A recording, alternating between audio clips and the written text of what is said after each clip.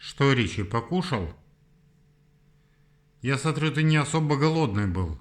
Сам покушал, пока меня не было. Молодец. А мы тебе еще кашки заказали, кормовой твоей. А ты сам кушать начал. Ну, значит, будет лакомство, да? Довольный. Эх, так и живем. Птица довольная, а мы замученные.